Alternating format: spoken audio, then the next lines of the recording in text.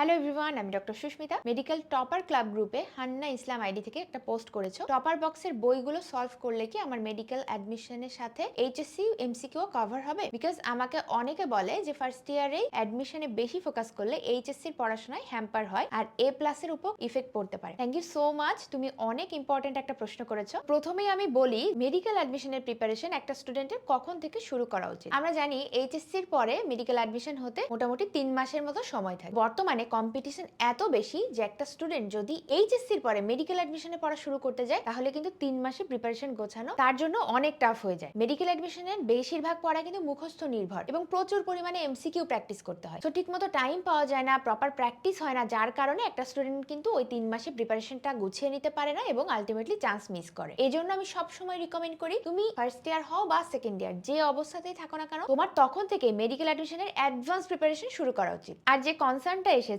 যে আমি যদি ফার্স্ট ইয়ারে অ্যাডমিশনের পড়ায় ফোকাস করি তাহলে আমার এইচএসসির এ প্লাসে হ্যাম্পার হতে পারে, এটা কিন্তু লেজিট একটা কনসার্ন। তুমি যদি একাডেমিক এবং অ্যাডমিশন দুইটারই পড়াশোনা একসাথে করতে চাও, অবশ্যই তোমার প্রায়োরিটি হতে হবে কিন্তু একাডেমিক, কারণ এইচএসসি জিপিএ কিন্তু মেডিকেল অ্যাডমিশন বা যে কোনো অ্যাডমিশনের জন্য অনেক বেশি গুরুত্বপূর্ণ। তবে তুমি যদি স্ট্র্যাটেজিক্যালি পড়ো তাহলে তুমি একাডেমিকের পড়া যেরকম সুন্দর মতো কমপ্লিট করতে পারবা, একই সাথে মেডিকেল অ্যাডমিশনের জার্নিতেও কিন্তু অনেক বেশি এগিয়ে থাকবা। তো তুমি কিভাবে এই একাডেমিক এবং অ্যাডমিশন দুইটারই প্রিপারেশন একসাথে নিবা সেটা নিয়ে আমি একটা ডিটেলস ভিডিও বানিয়ে ফেলছি অলরেডি এবং সেটার লিংক আমি কমেন্টে দিয়ে দিচ্ছি। নেক্সট কোশ্চেন হলো, টপার বক্সের মেডিটনিক বইগুলো সলভ করলে তোমার অ্যাডমিশনের সাথে এইচএসসি অংশ কভার হবে কিনা। মেডিটনিকে মেডিকেল অ্যাডমিশনের জন্য সবচেয়ে গুরুত্বপূর্ণ 25,000 এমসিকিউ দেওয়া আছে। এইচএসসির মূল বইগুলো পড়ার সাথে সাথে তুমি যদি মেডিটনিকের এমসিকিউ গুলো সলভ করতে পারো তাহলে মেডিকেল অ্যাডমিশনের জন্য তোমার আর কিছুই লাগবে না। আর এই এমসিকিউ গুলো প্র্যাকটিস করলে এইচএসসির যে সাবজেক্ট গুলো আছে যেমন বায়োলজি, ফিজিক্স, কেমিস্ট্রি, এগুলোর জ্ঞানমূলক যে এমসিকিউ গুলো সেগুলো কিন্তু টোটালি কভার হয়ে যাবে। তবে আমি কখনোই এটা বলবো না যে তুমি